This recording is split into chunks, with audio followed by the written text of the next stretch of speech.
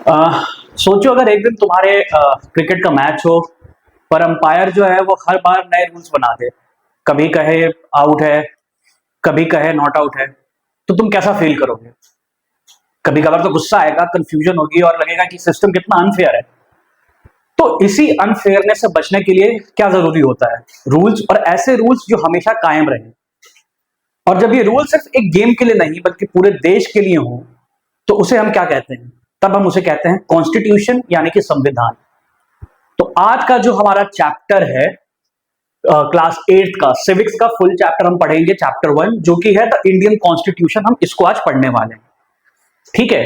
तो आज इस चैप्टर में हम जानेंगे कि हमारा जो कॉन्स्टिट्यूशन है वो क्यों जरूरी होता है और किस लिए जरूरी होता है किसी भी देश के लिए, ठीक है।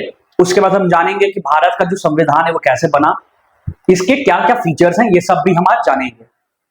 इसके साथ साथ हम जानेंगे कि हमारा जो कॉन्स्टिट्यूशन है हमें कौन सी राइट्स देता है और इक्वालिटी के बारे में क्या बात करता है, ठीक है। तो चलिए स्टार्ट करते हैं एक छोटी सी कहानी के साथ।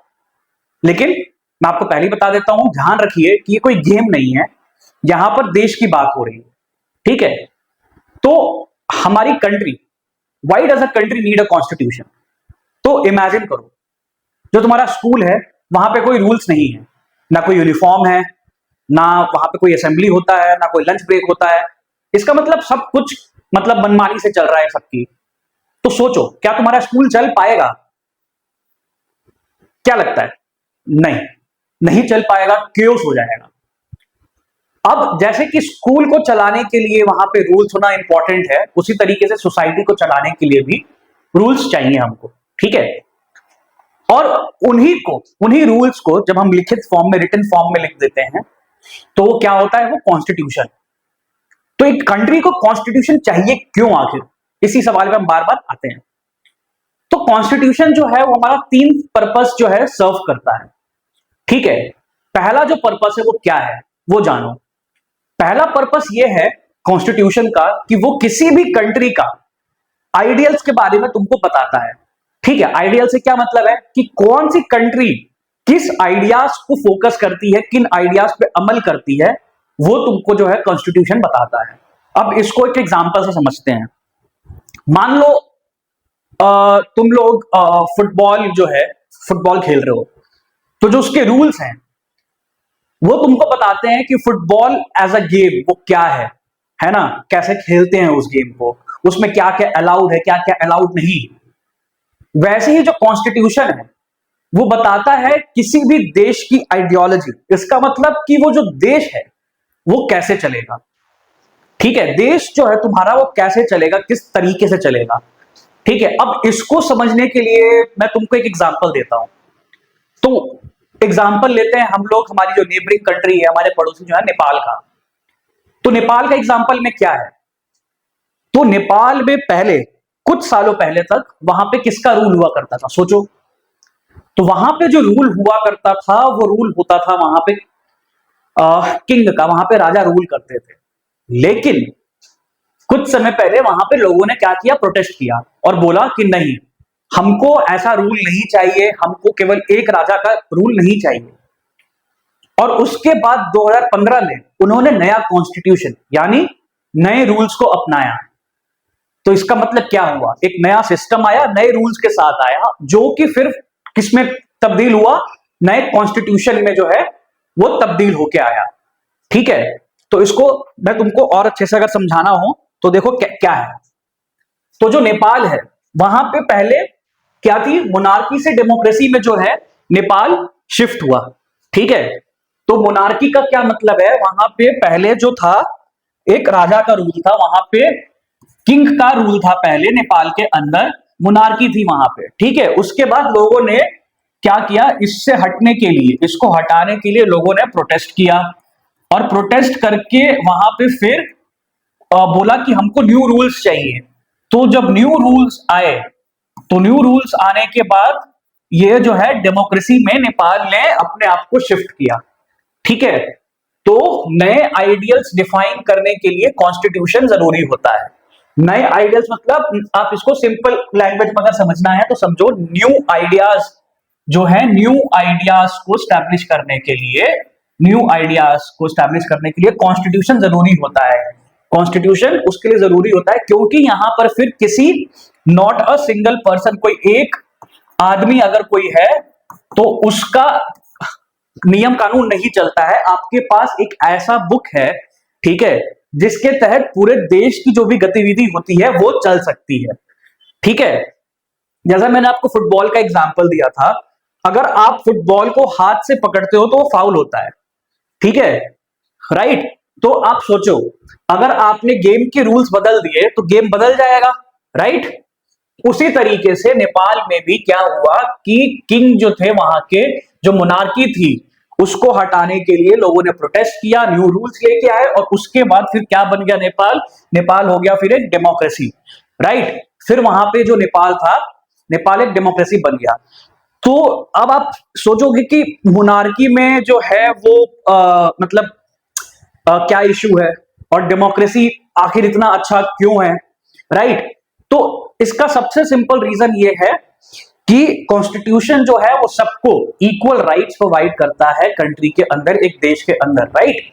जो हम आगे आगे चल के अभी जो इस चैप्टर में है फर्दर पढ़ेंगे और समझेंगे कि किस तरीके से जो है कॉन्स्टिट्यूशन काम करता है। तो पहला रीजन तो था आपका कि किस तरीके से जो है कॉन्स्टिट्यूशन वो आइडिया डिफाइन करता है एक नेशन के लिए, राइट। दूसरा इंपॉर्टेंट चीज जो है वो ये है कि constitution miss use of power जो होता है उससे रोकता है। तो किसी भी डेमोक्रेसी में जो लीडर्स हैं वो कैसे चुने जाते हैं? आप इंडिया में रह रहे हो और आपके जो लीडर्स हैं वो कैसे चुने जाते हैं? तो आपके लीडर्स चुने जाते हैं आपके वोट से, आप उनको चुनते हो, ठीक है। उसके बाद फिर वो इलेक्ट होते हैं और उसके बाद फिर वो आपको गवर्न करते हैं। लेकिन इसकी क्या गारंटी है कि जिसको आपने चूज किया है, जिसको आपने गवर्न करने का हक दिया है, वो उस पावर को मिसयूज नहीं करेगा? इसकी कोई गारंटी है? इसकी गारंटी नहीं है। इसीलिए कॉन्स्टिट्यूशन जो है, आपका संविधान जो है, वो लिमिटेशंस और रूल सेट करता है, ठीक है। अब फिर से इसको समझते हैं कि एग्जाम्पल से, राइट। तो मान लो तुम्हारे क्लास का कोई मॉनिटर है किसी क्लास में, मान लो उसका नाम सुरेश है, और सुरेश मॉनिटर बन गया और फिर वो अपना जो है पावर मिसयूज करने लगा। कैसे? वो जिस लड़के से उसको प्रॉब्लम है, जिस लड़के से उसकी खुंदस है क्लास के अंदर, मान लो वो लड़का अनिल हो, तो वो अनिल को ही बार बार एज अ क्लास मॉनिटर बार बार फंसाता है।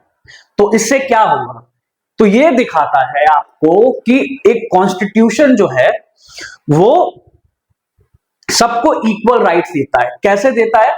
अगर इक्वल राइट्स नहीं होंगी तो फिर एक व्यक्ति जो है वो दूसरे व्यक्ति के ऊपर अपना ज्यादा हक दिखा सकता है, ठीक है। तो इसीलिए जो आपका कॉन्स्टिट्यूशन है वो इक्वल राइट्स के साथ साथ लोगों को, सबको इक्वली प्रोटेक्शन भी देता है, मतलब चाहे वो पावरफुल हो चाहे वो पावरफुल ना हो, ठीक है। अच्छा, तीसरी इंपॉर्टेंट चीज, आखिर कॉन्स्टिट्यूशन क्यों जरूरी है?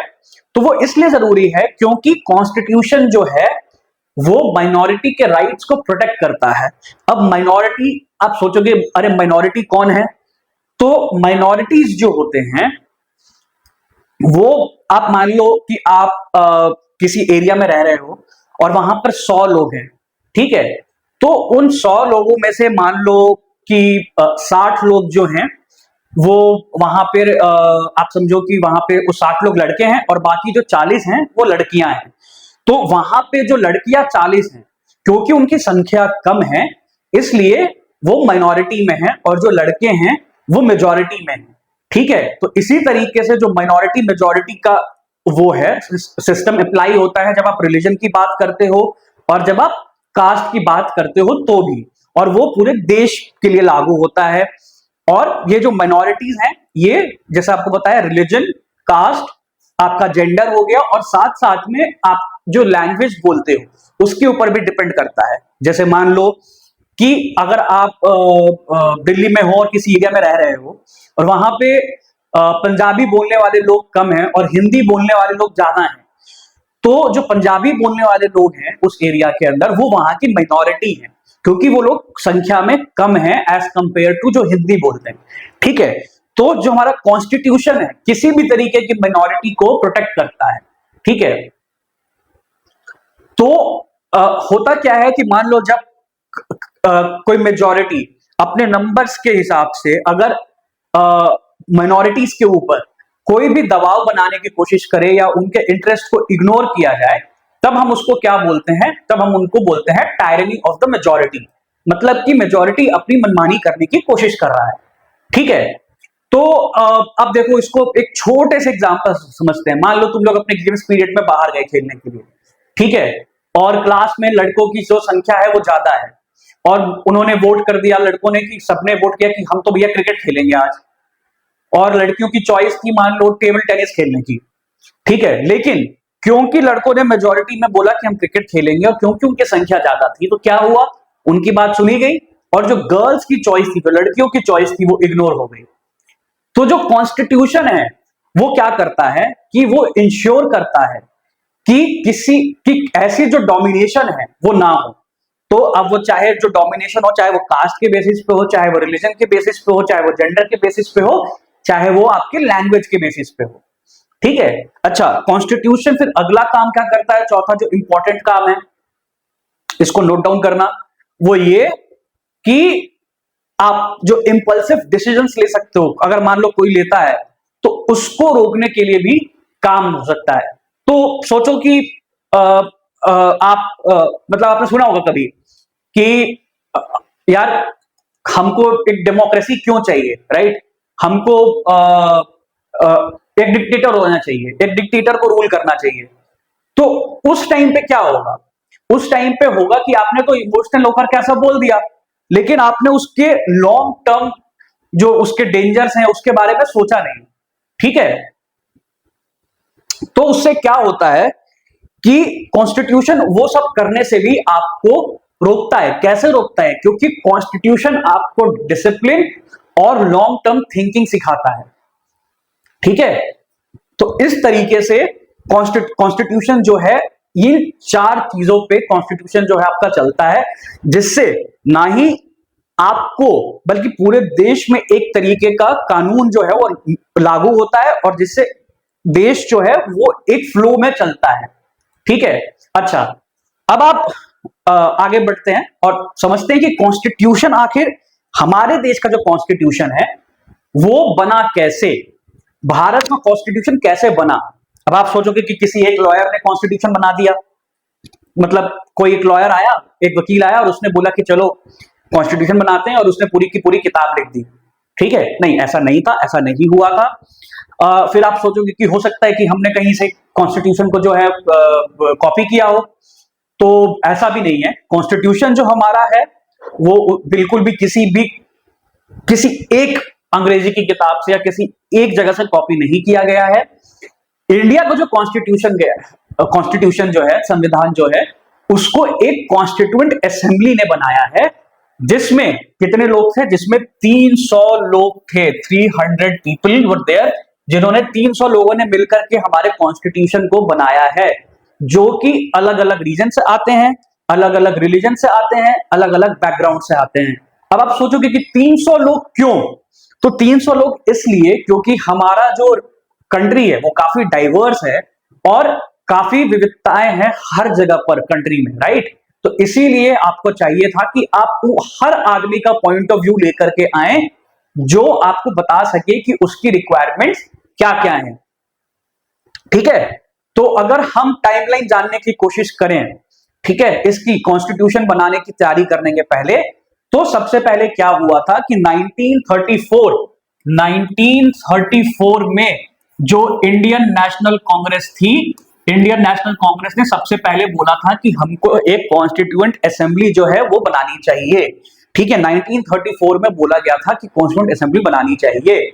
उसके बाद दिसंबर 1946 यानी कि दिसंबर 1946 यानी कि आजादी के 8 महीने पहले कॉन्स्टिट्यूएंट असेंबली का फॉर्मेशन हुआ था।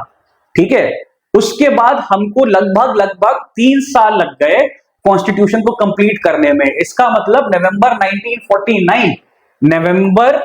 1949 में हमारा जो कॉन्स्टिट्यूशन का लिखना हुआ था वो कंप्लीट हुआ था। ठीक है, कॉन्स्टिट्यूशन को लिखना कंप्लीट किया था हमने 1949 के अंदर। उसके बाद फिर 2 महीने के बाद यानी कि 26 जनवरी 1950, 26 जनवरी जिसको आज हम लोग रिपब्लिक डे मनाते हैं, वहां उस दिन कॉन्स्टिट्यूशन हमारा जो है वो लागू किया गया था। ठीक है, अच्छा कुछ इंपॉर्टेंट लोग जो कॉन्स्टिट्यूंट असेंबली का हिस्सा थे वो कौन कौन थे, जरा सोचो। तो उसमें आपके जो लोग थे वो थे पंडित नेहरू, ठीक है, जो कॉन्स्टिट्यूंट असेंबली को मतलब उसमें मेन हिस्सेदार थे। उसके बाद आपके जो पहले प्रेसिडेंट थे डॉक्टर राजेंद्र प्रसाद, वो भी शामिल थे। सरदार पटेल थे, वो भी शामिल थे। जगजीवन राम, वो भी शामिल थे। उसके साथ Rajkumari Amrit Kaur, one of the few women, वो भी उस टाइम पे शामिल थी, जिन सब ने फाइनल डॉक्यूमेंट जो था कॉन्स्टिट्यूशन का उस पर अपना साइन किया था। अच्छा, इसमें एक फन फैक्ट है कि जो बाबा साहेब अम्बेडकर थे, उनको हम किस नाम से जानते हैं? आपने सुना भी होगा, पढ़ा भी होगा पहले कहीं। उनको हम जानते हैं as father of the Indian constitution, right. अच्छा, आगे बढ़ने से पहले अब तक सब क्लियर है? चलो ठीक है। तो हमारे कॉन्स्टिट्यूशन जो है उसने काफी सारे चैलेंजेस भी फेस किए थे, जिसके बारे में हम एक बार जान लेते हैं कि वो सारे जो चैलेंजेस थे वो क्या क्या थे। ठीक है, तो चैलेंजेस ये थे कि जो हमारा प्रिंसली स्टेट्स थे, ठीक है, उसका फ्यूचर क्लियर नहीं था, राइट। अब प्रिंसली स्टेट्स कौन से हैं? अब याद रखो, हमारा देश आजाद हुआ था 1947 में, और उस टाइम पे India as a country united नहीं थी। मतलब डिफरेंट डिफरेंट जो रीजन्स थे वहां के अलग अलग रूलर्स थे। ठीक है, तो वो 47 के बाद उन्होंने डिसाइड किया कि उनको इंडिया का पार्ट बनना है या फिर जो दूसरी न्यूली इंडिपेंडेंट कंट्री थी पाकिस्तान, उसका पार्ट बनना है। ठीक है, तो क्योंकि प्रिंसली स्टेट्स का फ्यूचर क्लियर नहीं था, वो एक बड़ी बाधा थी इंडियन कॉन्स्टिट्यूशन के फॉर्मेशन में, राइट। इसके बाद जो है दूसरा, वो क्या, वो ये कि पार्टीशन हो रहा था, राइट। पार्टीशन हो रहा था, इसके वजह से फिर से वो इश्यू आया कि कॉन्स्टिट्यूशन कैसे बनेगा। क्यों? क्योंकि पार्टीशन की वजह से, अब क्योंकि इंडिया पाकिस्तान दो अलग अलग कंट्री हो गई, माइग्रेशन काफी हो गया था, माइग्रेशन का इश्यू था। ठीक है, और कौन से लोग किधर जा रहे हैं, ठीक है, रिलीजियस टेंशंस की वजह से उस पर भी बहुत ज्यादा फोकस था। तो किस तरीके से असेंबली ने उसको, कॉन्स्टिट्यूंट असेंबली ने देखा, उन्होंने कहा कि कोई बात नहीं, पार्टीशन है तो होने दो, कोई दिक्कत नहीं है। हम लोग जो है हम नेशनल यूनिटी पे फोकस करेंगे। हमारा जो फोकस रहेगा एज कॉन्स्टिट्यूंट असेंबली, वो नेशनल यूनिटी पे फोकस रहेगा, राइट। उसके बाद कौन सी और दिक्कत थी? वो दिक्कत थी फिर पॉवर्टी की दिक्कत थी उस टाइम पे। अगेन कॉन्स्टिट्यूंट असेंबली को पॉवर्टी की दिक्कत आई, जहां पे और दिक्कत आई क्यों? क्योंकि आप समझो कि किस तरीके से, क्योंकि ब्रिटिश ने 200 साल तक इंडिया में रूल किया था, तो उसके बाद इंडिया एज अ कंट्री जो है वो काफी ज्यादा पुअर था, ठीक है, काफी गरीब हो गया था, और इनइक्वालिटी उसकी वजह से काफी बढ़ गई थी, राइट। तो वो एक इशू था। तो कॉन्स्टिट्यूंट असेंबली का क्या रिस्पॉन्स था? तो कॉन्स्टिट्यूंट असेंबली का जो रिस्पॉन्स था कि उन्होंने कहा कि हमको सोशियो इकोनॉमिक रिफॉर्म्स करने हैं, ठीक है, उस पर उन्होंने फोकस किया, राइट। उसके बाद एक और जो इशू था वो डाइवर्सिटी का इशू, जैसे आपको बताया कि काफी डाइवर्स कंट्री है, तो उस इशू को क्लियर करने के लिए कॉन्स्टिट्यूंट असेंबली ने कहा कि हमको हर ग्रुप का रिप्रेजेंटेशन चाहिए।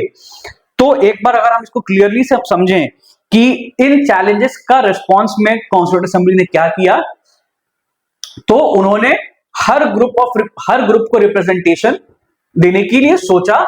पॉवर्टी के लिए जो सोशियो इकोनॉमिक रिफॉर्म्स हैं उनके लिए गोल्स को सेट किया, और नेशनल यूनिटी के लिए उन्होंने फोकस किया पार्टीशन से लड़ने के लिए, राइट। और बाकी अगर आप बात करते हो कास्ट का और रिलीजियस सेफगार्ड्स, उन्होंने क्या किया कि जो आपका कास्ट की वजह से इशू था या जो रिलीजन की वजह से इशू था, उस पर फोकस किया कि किस तरीके से आप उन माइनॉरिटीज को, जैसे आपको पहले भी बताया मैंने, उनको उनके लिए किस तरीके से आप सेफगार्ड्स ला सकते हो, ठीक है।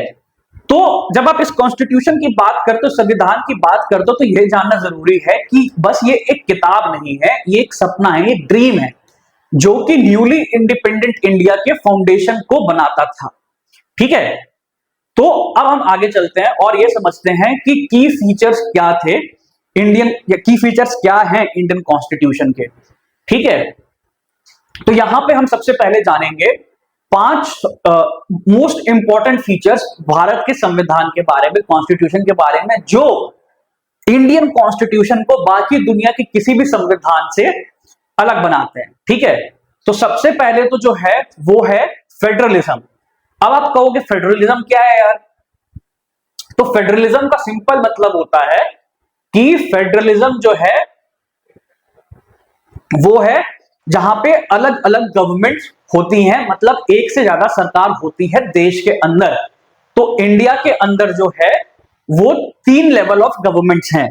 पहला जो है वो कौन सी गवर्नमेंट है? वो है सेंट्रल गवर्नमेंट। ठीक है, पहली गवर्नमेंट जो है वो कौन सी गवर्नमेंट है? वो है सेंट्रल गवर्नमेंट। सेकंड गवर्नमेंट कौन सी गवर्नमेंट है? वो है स्टेट गवर्नमेंट। थर्ड गवर्नमेंट कौन सी है? वो है लोकल गवर्नमेंट। अब इन तीनों गवर्नमेंट्स का क्या क्या फंक्शन होता है उसको हम लोग एक बार जान के देखते हैं। ठीक है, तो सेंट्रल गवर्नमेंट जो है उसमें कौन होता है? वो पार्लियामेंट होती है, सेंट्रल पार्लियामेंट, जो कि कहां पर है स्थित? सेंट्रल ये पार्लियामेंट की जब हम बात करते हैं ये है दिल्ली के अंदर, जहां से पूरा देश जो है आपका उसको गवर्न करते हैं। किसके अंडर पे गवर्न होती है? वो प्राइम मिनिस्टर गवर्न करते हैं उसको, राइट? उसको कौन गवर्न करता है? उसको प्राइम मिनिस्टर गवर्न करते हैं। ठीक है, सेंट्रल गवर्नमेंट क्या करती है? सेंट्रल गवर्नमेंट गवर्न करती है पूरे देश को, जहां पे प्राइम मिनिस्टर होते हैं और उनके काउंसिल ऑफ मिनिस्टर्स होते हैं सेंट्रल लेवल पे। ठीक है, अच्छा, इसके बाद जो इंपॉर्टेंट चीज है वो क्या है कि सेकंड आपका है स्टेट गवर्नमेंट। ठीक है, तो स्टेट गवर्नमेंट जैसे कि मान लो बिहार गवर्नमेंट, बिहार की स्टेट गवर्नमेंट है। तमिलनाडु की स्टेट गवर्नमेंट है। उत्तर प्रदेश की स्टेट गवर्नमेंट है। तो वहां पे कौन रूल करता है?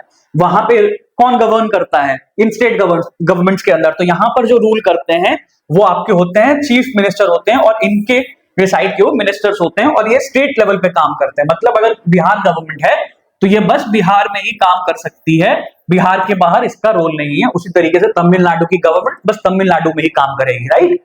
फिर आता है आपका तीसरा लेवल जो गवर्नमेंट का है, वो क्या है? वो आपकी है लोकल गवर्नमेंट्स। लोकल गवर्नमेंट्स मतलब कौन सी गवर्नमेंट? मतलब कि आपके नगर निगम हो गए और पंचायत हो गए। यहां पर आपके कौन? यहां पे आपकी पंचायत काम करती है। ठीक है, और ये लोकल गवर्नमेंट्स कब आई? ये आई जब कॉन्स्टिट्यूशन के अंदर 73rd अमेंडमेंट हुआ। ठीक है, कॉन्स्टिट्यूशन के अंदर 73rd अमेंडमेंट हुआ था। उसके बाद से गांव के अंदर, डिस्ट्रिक्ट्स के अंदर जो है, ठीक है, विलेज लेवल पर जो है वो पंचायत बने और नगर निगम के हाथ में पावर गई। ठीक है, उनके पास तब पावर गई। तो ये जो गवर्नमेंट्स हैं हर लेवल पे जो है इनके अलग अलग जो है सब्जेक्ट्स होते हैं जिनके ऊपर इनका अधिकार होता है इनको गवर्न करने का। ठीक है, तो वो हम देखते हैं कौन कौन क्या क्या कर सकता है। तो जो आपकी जो सेंट्रल गवर्नमेंट है, सेंट्रल गवर्नमेंट के पास क्या क्या चीजें हैं जो उनको देखनी होती है? तो जो सेंट्रल गवर्नमेंट है आपकी, वो आपकी डिफेंस को देखती है। ठीक है, सेंट्रल गवर्नमेंट आपकी डिफेंस को देखती है। सेंट्रल गवर्नमेंट आपकी रेलवेज को देखती है। ठीक है, सेंट्रल गवर्नमेंट और किसको देख सकती है? सेंट्रल गवर्नमेंट फिर जो है आपकी जो फॉरेन अफेयर्स हैं, ठीक है, फॉरेन अफेयर्स जो है उसको देखती है, यानी कि आपका जो दूसरे देशों के साथ संबंध है उस पर फोकस करती है सेंट्रल गवर्नमेंट। ये तीनों काम सेंट्रल गवर्नमेंट के हैं, और भी बहुत सारे काम हैं सेंट्रल गवर्नमेंट के। उसके साथ स्टेट गवर्नमेंट का क्या काम है? स्टेट गवर्नमेंट क्या क्या देख सकती है? तो स्टेट गवर्नमेंट के हाथ में होता है उस स्टेट की पुलिस का कंट्रोल। ठीक है, उस स्टेट की हेल्थ का कंट्रोल। ठीक है, उस स्टेट की एजुकेशन का कंट्रोल। वो सारी की सारी चीजें जो है वो स्टेट गवर्नमेंट देखती है। ठीक है, इसके साथ साथ वो हो सकता है स्टेट गवर्नमेंट जो है वो एग्रीकल्चर जो है आपका खेती बाड़ी जो है वो भी स्टेट गवर्नमेंट के हाथ में ही होता है, जो कि स्टेट गवर्नमेंट देखती है।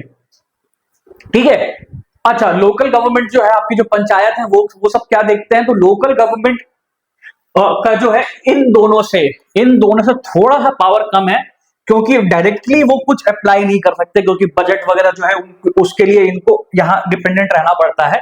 लेकिन फिर भी जो इनके हाथ में आता है वो क्या क्या देख सकते हैं? वो स्ट्रीट लाइट्स अगर हो गई, या फिर जो दूसरी छोटी मोटी चीजें होती हैं, ठीक है, उस एरिया की, उस पर वो फोकस करते हैं। ठीक है, तो जो कॉन्स्टिट्यूशन है हमारा, वो संविधान मतलब क्या करता है? फिर यहां पर वो आपको ये भी बताता है कि कौन सी गवर्नमेंट कहां पर पैसा लगा सकती है, राइट? जो आपका फेडरलिज्म है, जिस स्ट्रक्चर के हम बारे में बात कर रहे हैं, वो इंश्योर करता है कि एक कंट्री के अंदर सबकी बात सुनी जाए, ठीक है, मतलब कि दिल्ली से लेकर गांव तक सबकी बात सुनी जाए, ठीक है। अच्छा, दूसरा इंपॉर्टेंट फीचर क्या है, वो है पार्लियामेंट्री फॉर्म ऑफ गवर्नमेंट। इसका मतलब क्या है, इसका मतलब ये है कि जो लोग हैं वो अपने नेता खुद से चुनते हैं, ठीक है, कोई और नहीं चुन सकता है उनके नेता, वो खुद से चुनते हैं कि उनको गवर्न कौन करेगा, ठीक है। तो इसमें इंपॉर्टेंट फीचर क्या है पार्लियामेंट्री फॉर्म ऑफ गवर्नमेंट के अंदर, इसका इंपॉर्टेंट फीचर ये है कि हमारे देश ने, हमारे संविधान ने यूनिवर्सल एडल्ट फ्रेंचाइजी ग्रांट की हुई है। इसका मतलब कि कोई भी व्यक्ति जो 18 साल का है या उसके ऊपर का है वो आकर के वोट दे सकता है, ठीक है। अच्छा, दूसरा इंपॉर्टेंट चीज क्या है, दूसरा इंपॉर्टेंट चीज ये है कि हमारे देश के अंदर हर सिटीजन को एक सर्टेन एज के बाद मौका मिलता है इलेक्शन लड़ने का, वो जाके इलेक्शन फाइट कर सकता है। तो ऐसा नहीं है कि जो केवल जिसके पास बहुत पैसे हैं वो इलेक्शन लड़ेगा, ठीक है। कोई भी व्यक्ति कहीं से भी आता हो एक सर्टेन एज के बाद, उसको ये राइट है कि अगर वो चाहे तो इलेक्शन लड़ सकता है, इलेक्शन में कॉन्टेस्ट कर सकता है, ठीक है। तो और इसके बाद पार्लियामेंट्री फॉर्म ऑफ गवर्नमेंट की जब आप बात करते हो तो सबसे इंपॉर्टेंट चीज एक कॉन्स्टिट्यूशन जो करता है आपके लिए वो ये कि जितने भी नेता को आपने चुना है, जिस भी लीडर को आपने चुना है, उसके अकाउंटेबिलिटी को वो चेक करता है, मतलब उनको आपके लिए जवाबदेह बनाता है, ठीक है। तो इससे क्या होता है, ये सिस्टम आपके जो भी क्लास है, जेंडर है या कास्ट है या फिर क्लास है, उनकी इनइक्वालिटी को तोड़ता है और सबको इक्वल चांस देता है, ठीक है। अच्छा, तीसरा इंपॉर्टेंट चीज जो होता है वो है सेपरेशन ऑफ पावर, ठीक है।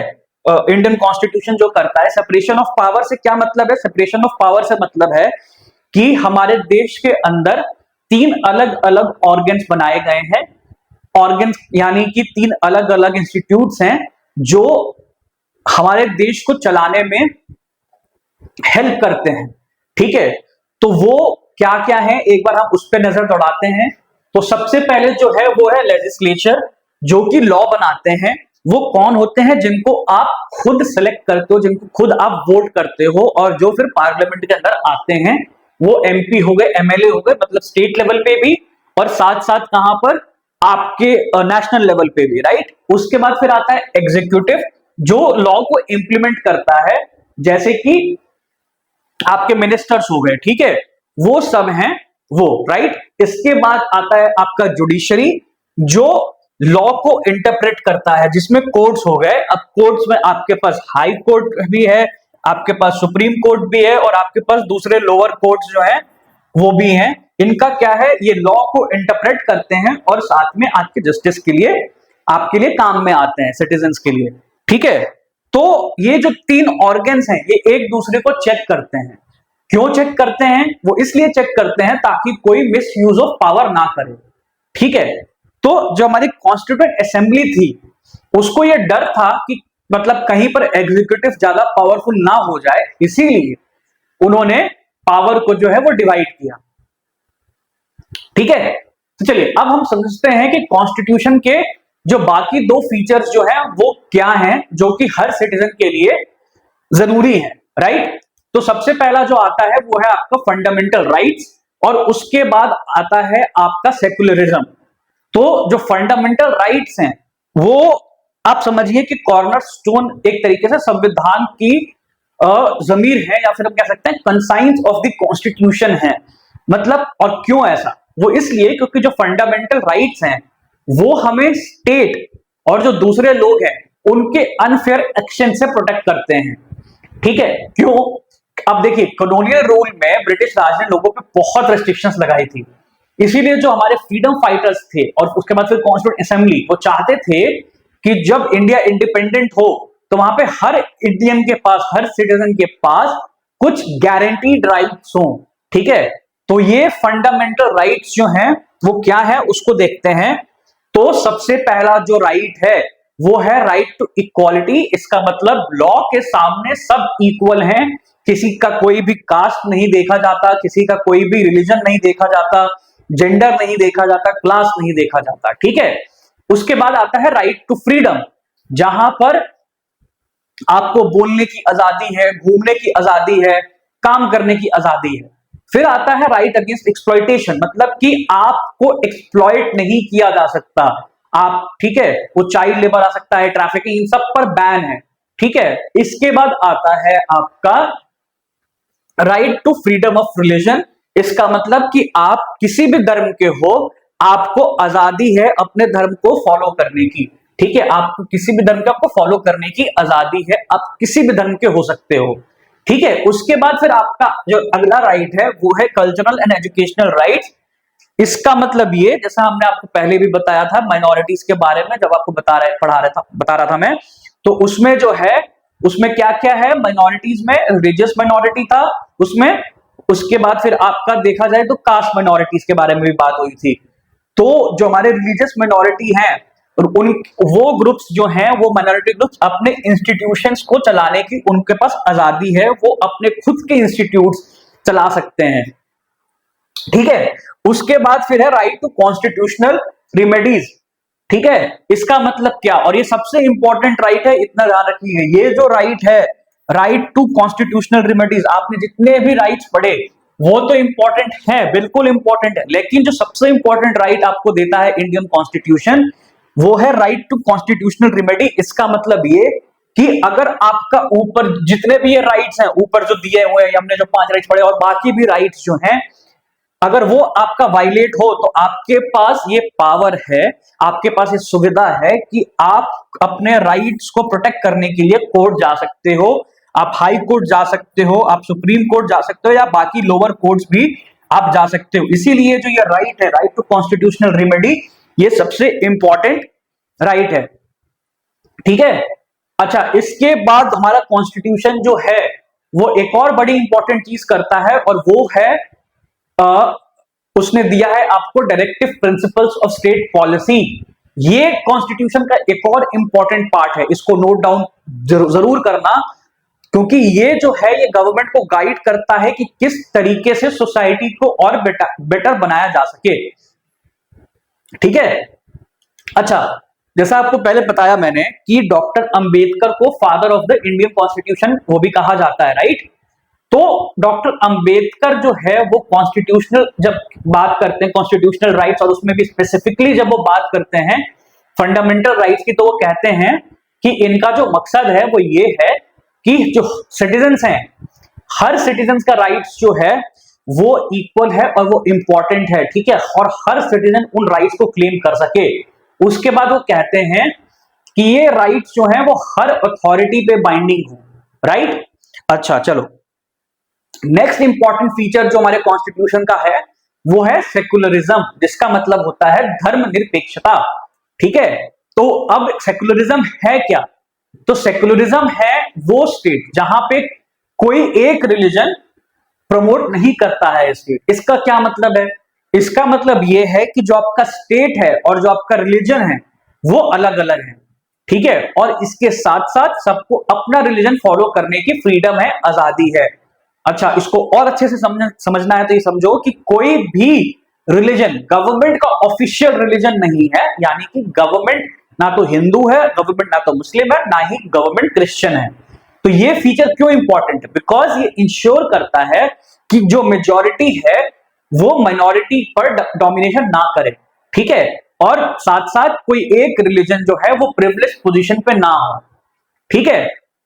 आगे चल के हम सेकुलरिज्म के बारे में और भी पढ़ेंगे दूसरे चैप्टर्स में, ठीक है। तो अब हम तुरंत एक फटाफट पूरे चैप्टर का जो है रिवाइंड करते हैं, क्योंकि ये आपके एग्जामिनेशन के हिसाब से तो जरूरी है ही, लेकिन उसके साथ साथ ये एक और चीज के लिए जरूरी है, और वो क्या है, वो आपकी लाइफ क्यों, क्योंकि जब आप बड़े हो जाओगे तो आपको पता होना चाहिए कि वोटिंग राइट्स क्यों इंपॉर्टेंट है, कॉन्स्टिट्यूशन क्यों इंपॉर्टेंट है, राइट। तो इसको आप अपने एग्जाम के लिए तो जरूर याद रखो, लेकिन उसके साथ साथ अपनी लाइफ के लिए भी जरूर याद रखो, ठीक है। तो चलो, अगर हम देखते हैं सबसे पहले कॉन्स्टिट्यूशन जो है वो आखिर जरूरी क्यों है, तो जरूरी इसलिए है क्योंकि वो आइडियल्स को डिफाइन करता है, आइडिया को डिफाइन करता है, राइट, कि कौन सी कंट्री के क्या क्या आइडियाज हैं, और किन आइडियल्स पे वो कंट्री चलेगी। और हमने इसको कैसे समझा था, हमने इसको नेपाल के एग्जाम्पल से समझा था, जहां पर पहले मोनार्की थी, उसके बाद मोनार्की से न्यू कॉन्स्टिट्यूशन बना। ठीक है, तो आप देखो हर देश को क्या करना होता है, डिसाइड करना होता है कि उसका बेसिक विजन जो है, उसका बेसिक सपना जो है क्या है, उसको क्या करना है अपनी कंट्री के अंदर, राइट। उसके बाद क्या पर्पस है कॉन्स्टिट्यूशन का, वो ये कि मिस यूज ऑफ पावर को वो प्रिवेंट करता है।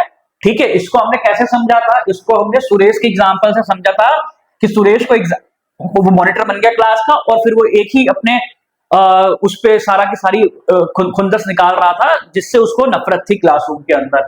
ठीक है, तो कॉन्स्टिट्यूशन अगर होता है तो वो क्या करता है, वो लीडर्स को मिसयूज, पावर को मिसयूज करने से रोकता है, राइट। अच्छा, आगे कॉन्स्टिट्यूशन हमने आपको बताया कि किस तरीके से कॉन्स्टिट्यूशन माइनॉरिटीज को प्रोटेक्ट करता है, और माइनॉरिटीज कौन कौन है हमने आपको बताया, वो रिलीजन के बेसिस पे हो सकता है, ठीक है, वो कास्ट के बेसिस पे हो सकता है, वो जेंडर के बेसिस पे भी हो सकता है, और वो लैंग्वेज के बेसिस पे भी हो सकता है, राइट। और इसको हमने कैसे समझा था, हमने हमने आपको बताया कि किस तरीके से अगर एक क्लासरूम के अंदर अगर आप गेम्स पीरियड में जाते हो तो किस तरीके से अगर लड़के ज्यादा हैं तो वो बोलते नहीं हमें क्रिकेट खेलना है, फिर लड़कियां जो है उनको टेबल टेनिस खेलना था, वो नहीं खेल पाती। तो कॉन्स्टिट्यूशन क्या करता है ऐसे मामलों में, वो मेजॉरिटी के डोमिनेशन से माइनॉरिटी को बचाता है, उनको प्रोटेक्ट करता है, राइट। इसके बाद ये हमको प्रोटेक्ट करता है हम खुद से, राइट। हमको इमोशनल डिसीजंस लेने से कॉन्स्टिट्यूशन हमको बचाता है, राइट। तो ये सारी चीजें हैं जिसके लिए कॉन्स्टिट्यूशन जो है वो जरूरी है, राइट। तो हमने इसके साथ साथ क्या क्या पढ़ा आगे कि हमारा कॉन्स्टिट्यूशन कैसे बना।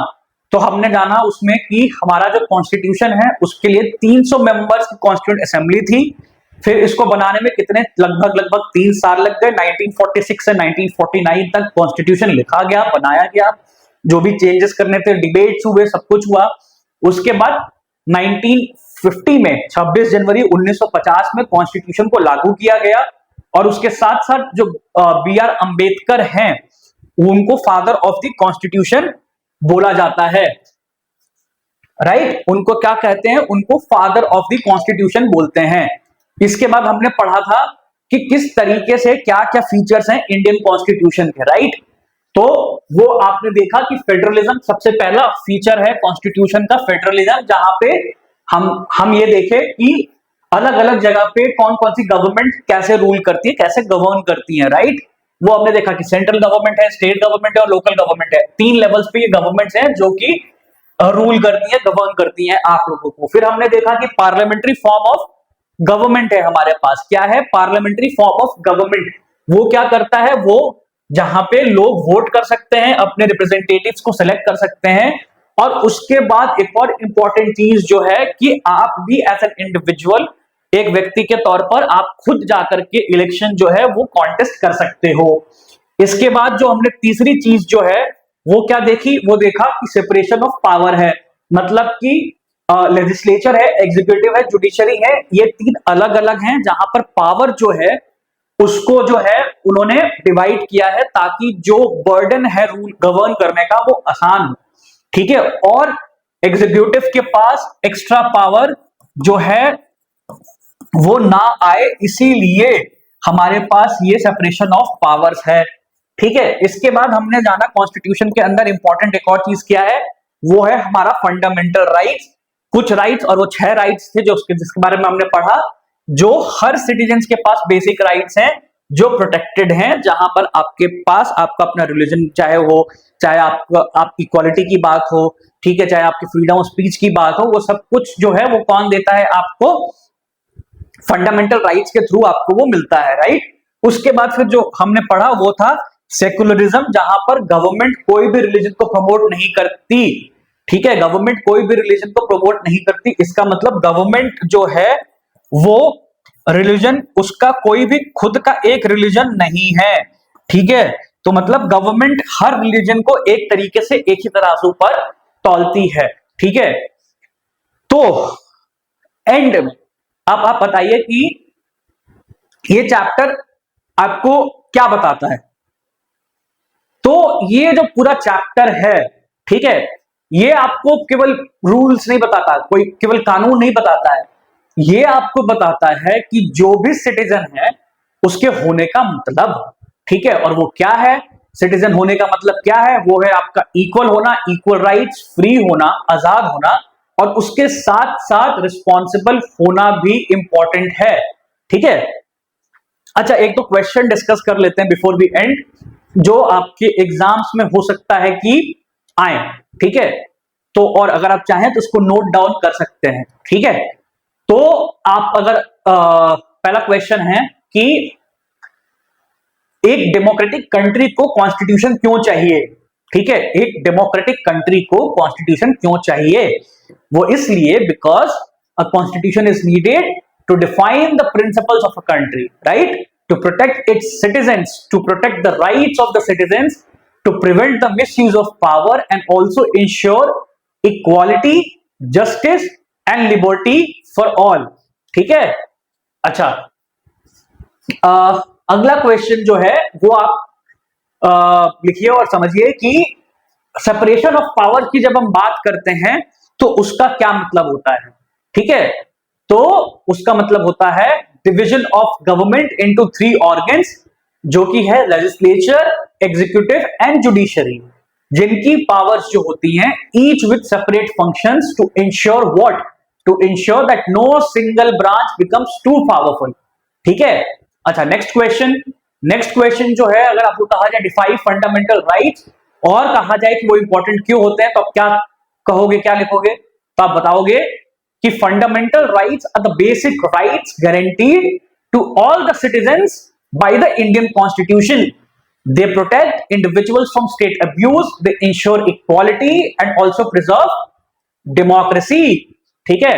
अच्छा, एक और क्वेश्चन, वो आप बताइए, अगर आपसे पूछा जाए कि how does the constitution protect minority rights, constitution minority के राइट्स कैसे प्रोटेक्ट करता है, तो आप कैसे लिखोगे, क्या लिखोगे, तो आप बताओगे कि the constitution ensures that the majority can not dominate the minorities by guaranteeing the minorities what, cultural rights and educational rights, and at the same time by enforcing equality and freedom through what, through fundamental rights, ठीक है। ये सारी चीजें जो है आप बताओगे। अच्छा, आगे सेकुलरिज्म क्या है, ठीक है, और इंडिया एक सेकुलर कंट्री कैसे है, तो इसके जवाब में आप क्या लिखोगे, तो इसके जवाब में आप लिखोगे सेकुलरिज्म का मतलब होता है that the state does not promote any one religion, India is secular because it allows every citizen to follow and practise and also propagate the religion of their choice, ठीक है। तो ये कुछ क्वेश्चंस हैं जो आप नोट डाउन करना, क्योंकि ये आपके एग्जाम के लिए इंपॉर्टेंट हैं, ठीक है। तो ये था आपके क्लास 8 का चैप्टर 1 सिविक्स का। मैं हूं क्षितिज ओझा, और अगर आपको सिविक्स के बाकी चैप्टर्स भी पढ़ने हैं और आपके सिलेबस के दूसरे सब्जेक्ट्स भी पढ़ने हैं, क्वेश्चंस के आंसर चाहिए, बाकी क्वेश्चंस के आंसर चाहिए, और अगर आपको वर्कशीट चाहिए तो आप फ्री डाउनलोड करो मेरिट सेतु ऐप, जहां पे आपको मिलेगा सारा का सारा मटेरियल। तो जो मोबाइल ऐप का लिंक है वो आपको इस वीडियो के डिस्क्रिप्शन में दिया गया है, ठीक है। तो तब तक आपको क्या करना है, आपको हमारे चैनल को सब्सक्राइब करना है और इसके साथ साथ इस वीडियो को अपने बाकी दोस्तों के साथ शेयर करना है, ठीक है। चलो मिलते हैं फिर आगे, bye bye, tata, see you.